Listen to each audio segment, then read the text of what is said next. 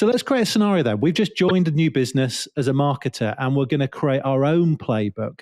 From a metrics point of view, what do we need to know first and why? I think the first thing you need to know is what do you want to know? And what's important to that business in the stage of that business. So if you joined a new business and the business really is new and doesn't have very many customers at all, you're not going to have much data to pull from. It's going to be very difficult for you to sort of take a very data-driven perspective at this. And even when I joined V, the assumption was that there's quite a bit of data to pull from. Well, actually, no, there wasn't sort of a lot of data to pull from, which is sort of bizarre in that respect. It just sort of seemed like, oh yeah, that data wasn't necessarily being captured from an acquisition perspective.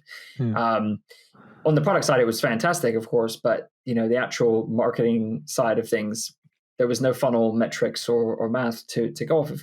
That posed a bit of a problem because you need to understand initially what your acquisition costs are. Like, what's it costing you to get a customer currently, right? Is that effective? Is it working for the business? What are the conversion rates within the funnel? Like, where are deals coming in? Where are they getting stuck? And where are all those hanging out? And I like to think of things as like, the Christmas tree. Do you have a Christmas tree funnel, which, you've got lots of deals fat at the bottom and you've got nothing up at the top. And people in the business might tell you, the thing we need to focus on is improving the conversion at the bottom of the funnel. Well, if you've got a really big Christmas tree type funnel, and you can imagine that the top of the funnel, it's very pointed and there's not very much in there. If you make, and you've only got 10 deals and you make a 10% improvement, you're not going to be, getting very far ultimately in your acquisition.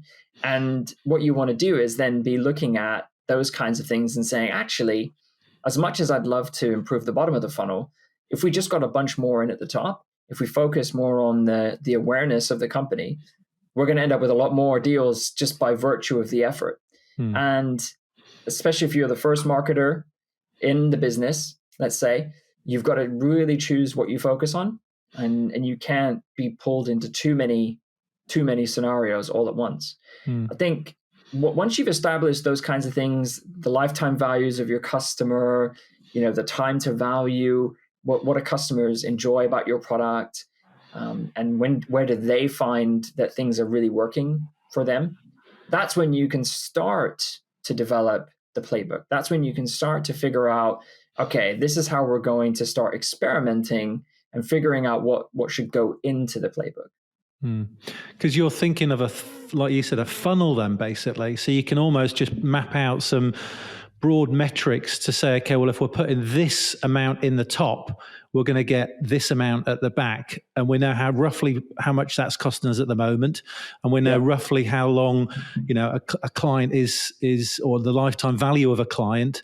Therefore, we're going to get payback at this date. So you can almost like a bit like a mathematician, I guess, then start to just sort of play around with that model in your head, or even on a piece of paper or wherever it might be. Yeah, I definitely do it. I do it on Google Sheets or Excel or whatever, and I'm transparent about it and put it out there immediately. So everyone to see, like, this is the mathematics of where everything's at currently. And, it might, everyone might have some preconceived notions about things and about how improving, the bottom of the funnel is where we need to be because we need to get more deals across the line. But actually, even if we improved that by 50%, which is a huge increase, we're adding one more customer. 2 more customers maybe, when actually we want to increase the top of funnel by 50% so that we can add a lot more at the bottom.